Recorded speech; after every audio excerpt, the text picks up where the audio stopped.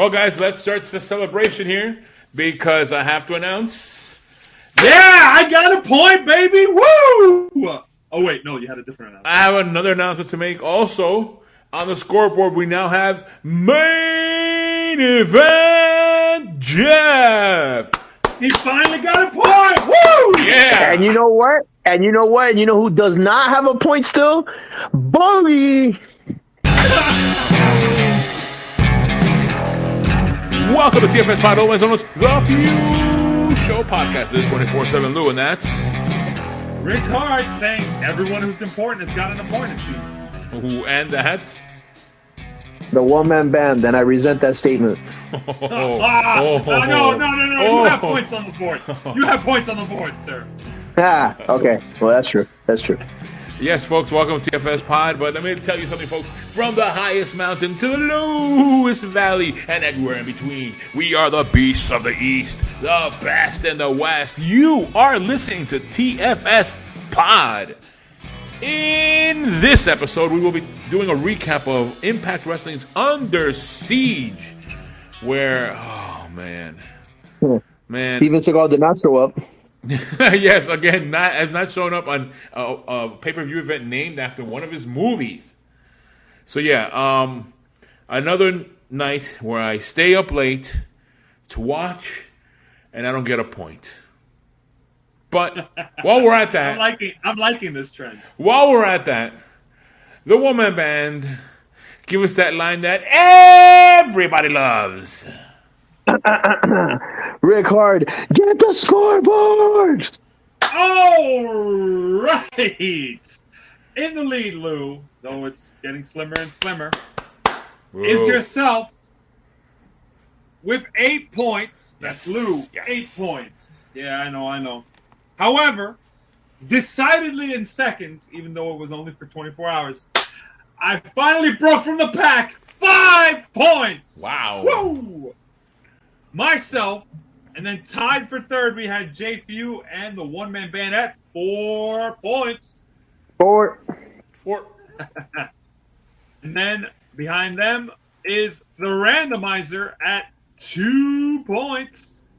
And then rounding out the bottom, though that didn't last long either, but rounding out the bottom in this instance, Main Event Jeff and Big Al at 1 point, with Jeff recently finally making it on the board, and everyone else is at 0. Including Bogey. Yep, there you go. That's the scoreboard. Oh. Back to you, Lou. Yeah, folks. Yes, there we are. There's a scoreboard. We have Main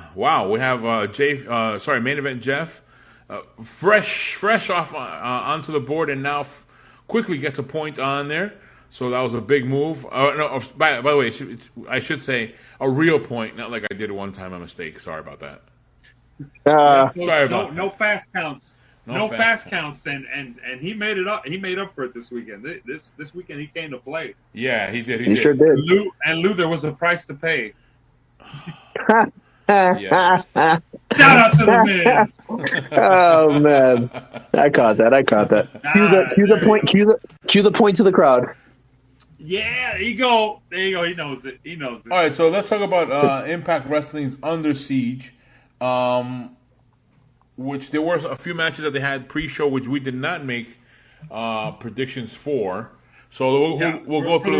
For the record, in typical Impact fashion, we predicted 6 matches by the time we did the predictions on, because those were what were announced, and the final Impact show had 10. Right. So here we go. Let's go quickly through the pre-show matches. We had Heath and Rhino defeat Raj Singh and Shera. I gotta say, I don't like that Heath's getting pre-show treatment, especially considering after that good showing against Moose a couple months back for the title. Look, at this point, the way things are going, good thing is getting a showing, because I have not seen him much on the TV show. So yeah, good thing he's getting something, and because Lou, because you called corporate and you said, you know what, I don't like that guy with kids. I like Scott D'Amore. I called Scott D'Amore. And I said, look, give him something for Rick Hart's sake. Come on, it was his birthday last week. Wow, that's so nice of you. Give Heath a win on the pre-show. And then the next match we had, which was an X Division match, which was Rich Swann defeated Kid Laredo and Mike Bailey, which it's Laredo Kid, by the way. Oh, I said it wrong. Yeah, Laredo Kid. Well, you know what? As I'm reading that, I'm surprised. Mike Bailey was on a good run there, and now he has a loss on this one. So, all right. No, he had a loss on the pre-show. Yeah, I know, right? Talk about a demotion. No. So I don't know what they were doing with that, because wasn't he going for a championship about a few weeks ago? Yeah, he was going for the X Division. And Rich Swann was what? Well, last time we saw Rich Swann was in that 8-man tag team match. that tag team gauntlet. Yep, 2 weeks ago, because Impact spaces their pay-per-views weird. Yeah. And then with another match they did have that we did not make a prediction on, which was the Knockouts World Tag Team Champion Madison Rayne with Tennille Dashwood versus Giselle Shaw and Alicia. With I guess in just one-on-one. It wasn't a tag team match. Yeah, it was a singles match. Alicia Edwards and Tennille Dashwood were at ringside for their respective partners. And all these matches that we're talking about, the first three, all of them went under 8 minutes. So pretty standard, straightforward.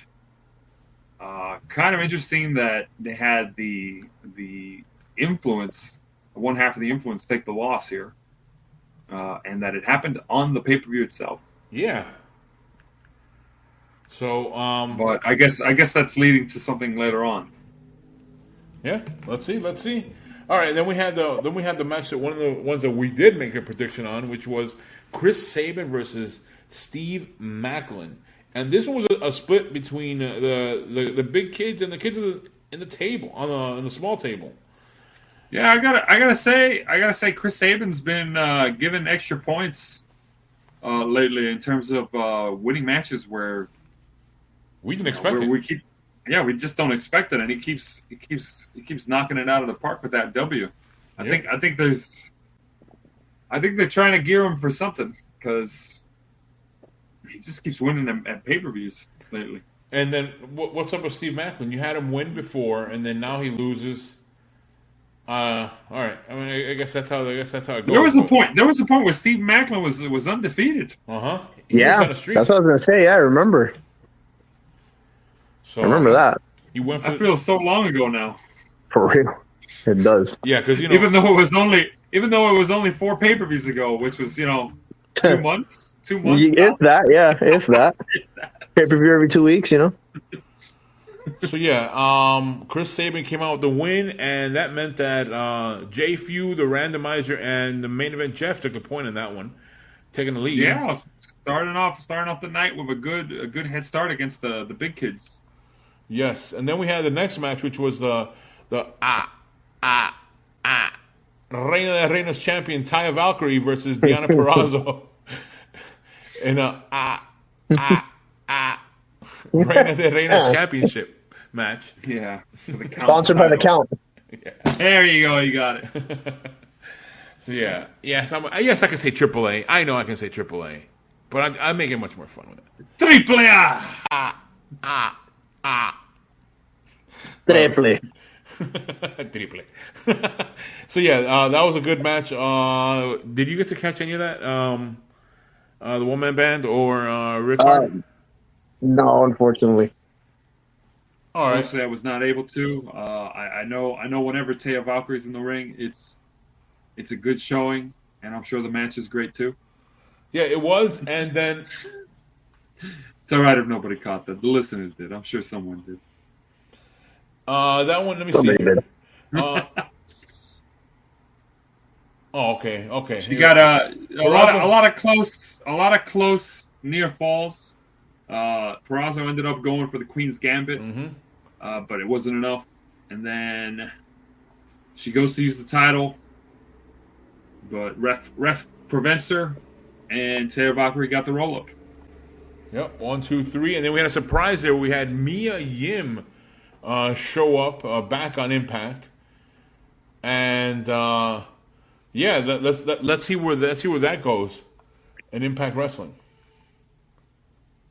All right, so let's go to the next matchup, which was Bullet Club versus Honor No More. By the way, at this point, with Ty Valkyrie winning, everyone had picked her except the randomizer, so everyone got a point. Wait a minute, you're skipping a match here. You're skipping a match because Ace Austin had to defend his. I'm sorry.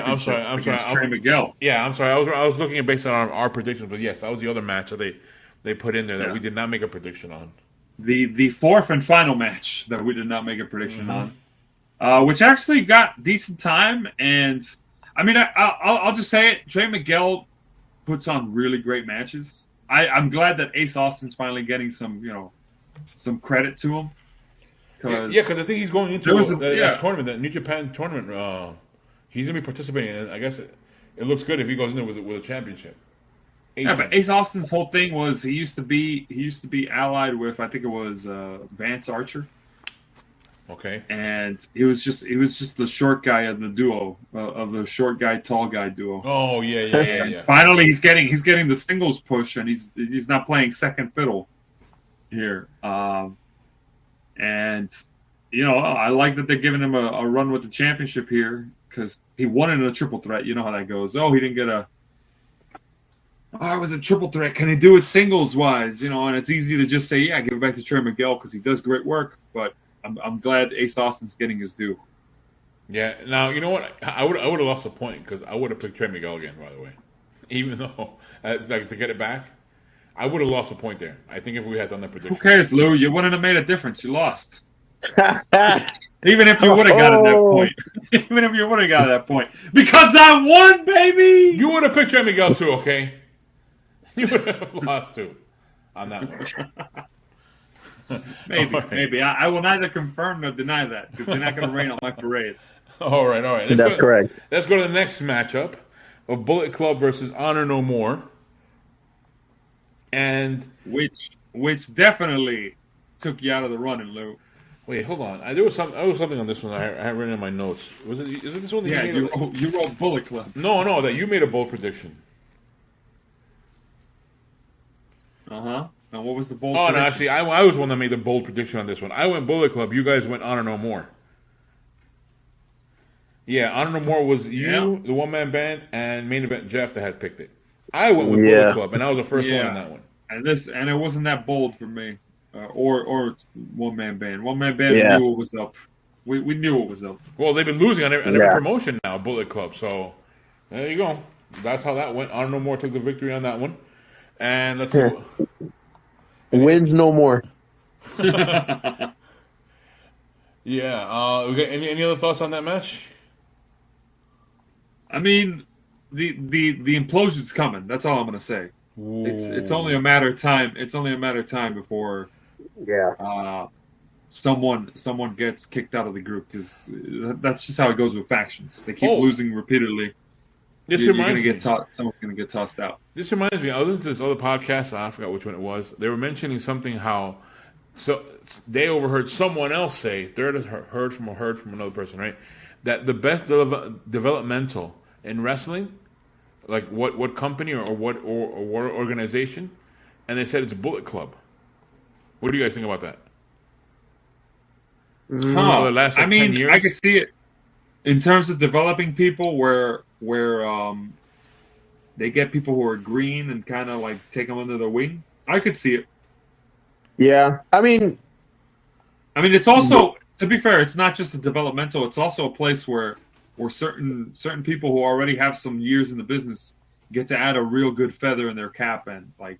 Right. Get some good runs out of them. Perfect example, AJ Styles. AJ Styles already had a long run tenure at TNA or Impact, and then went to New Japan, won the IWGP Championship in his inaugural match, and became the leader of the Bullet Club, and that propelled him even further through. Like he took over Bullet Club when Bullet Club was like in its hottest moment, and then he came Cody Rhodes. Cody Rhodes wasn't exactly a nobody when he got in. Exactly. So Finn Balor. Finn Balor was more. Finn was probably the only, and he was the creator of. Well, he was the inaugural leader of the Bullet Club. So I would say if anything that he's probably the one that benefited the most from it because it gave him star value, like it gave him a name recognition. So by the time he went to WWE, when he went to NXT, he was already known. Like he had a following. Yeah, no, I remember it when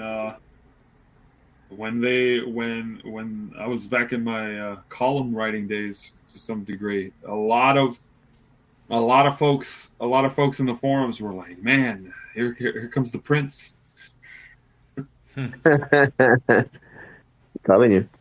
So yeah, so I guess it was a good statement, right? I guess. Yeah, Yeah, pretty I would agree accurate. with it. I would say accurate because look, of all the people that have come through there, I mean, a lot of them have gone to be, pretty big stars. Yep. So there you go. Well, not in this one because Honor No More took the victory on this one. Ah, What a setup! What I'm gonna burn. Yeah, not anymore. Not anymore. say, well, those days have ended.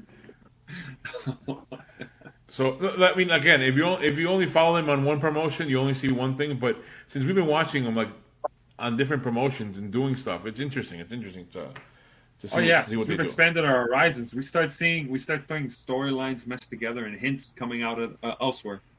Yeah. Oh, And did you other guys see also promotions. before I continue on with this stuff? Did you see that what Eric Bischoff was saying about the AEW and New Japan for Forbidden Door? I heard some mention about it, but I didn't really get to dive into it. I actually haven't. I'm curious. What did Eric Bischoff say? No, he said that that it's not really a big thing because they're doing a deal with a promotion. It doesn't help AEW because that promotion only gets like 500,000 views here in the U.S. So it doesn't benefit AEW. Wow. Even though they sold out without having a single match on the card for the show. Right. Well, you have to understand, man. Eric Bischoff is still very much, from the old school. Yeah. So of course, he gets a lot of grief, but Yeah. I forget who it was that someone posted it recently that Eric Bischoff is the reason why modern like week to week television shows or wrestling television shows are booked a certain way because before Bischoff really took over in terms of how the creative was done on WCW's end, wrestling weekly program would just be squash matches for the most part. yeah, that's true. Oh, And Very he true. started making it week to week storylines. So let's not pretend like he doesn't know anything about wrestling. Yeah. No, he does. He don't. He absolutely does. There's no question about So it. there is some value to the analysis, but I can definitely see how that would light a fire under certain AEW fans when he makes that kind of scolding remark.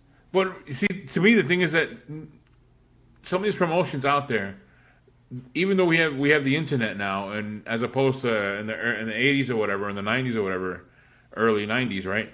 Where we can watch different things from all over the world, as opposed, where like in the past we would say, they went over there. It's like, well, let me see how I can get a hold of a video of that. And I think You gotta get the in-home video for it. You're not catching that live. But the thing is too that it's like even the problem we have with AAA, it's on YouTube, but I can't watch it here in the U.S. It's banned in the U.S. to watch AAA Lucha Libre on YouTube, just their videos, which is kind of ridiculous. It's like I don't know. Somehow an opening needs to be there where everyone can watch it, or at least accessible, and not have to go through DuckDuckGo and other places. Nah, it's gonna be paywall city, buddy. Yep. That's what Fight TV is, and I can't believe Fight. Well, I'm not gonna bash a company that provides content.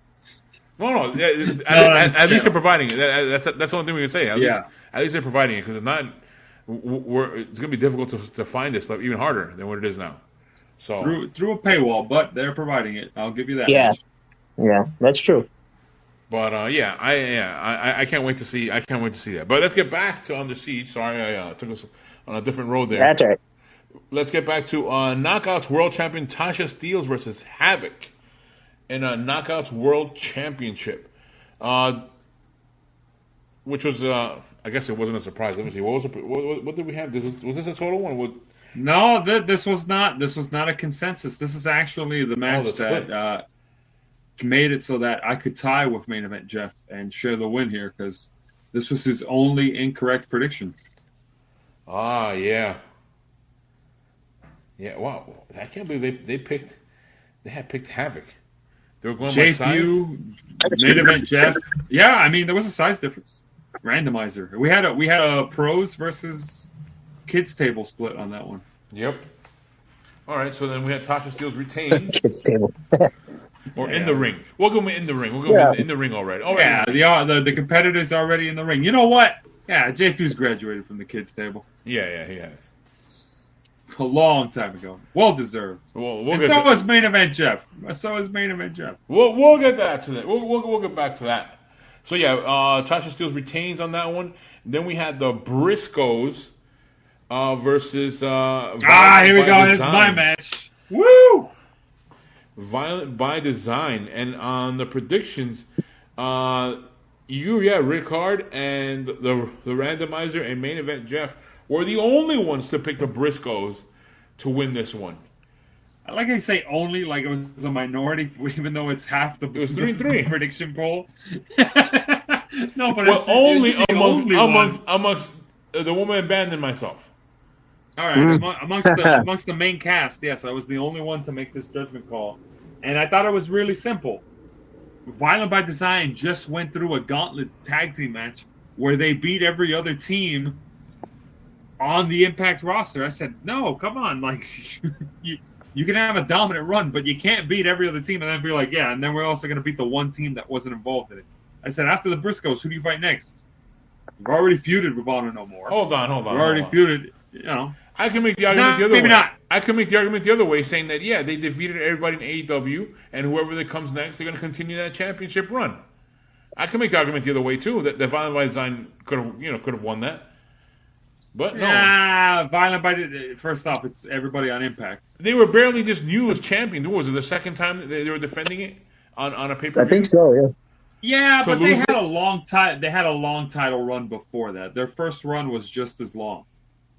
Yeah, but they had the faction run. They were feuding with people. I don't know. To me, it was a 2 pay-per-view run with the championship. That's all you needed. How much more dominant can it get than you beat 7 other teams in a gauntlet match? There was still more of a battle to have there. Again, we'll see what happens. I agree. Thursday. It should have been Heath and Rhino. I agree. It should have been Heath and Rhino, but Impact didn't want to do that. Heath and Rhino get the first class treatment. They go first. They have the first tag team match in the pre-show.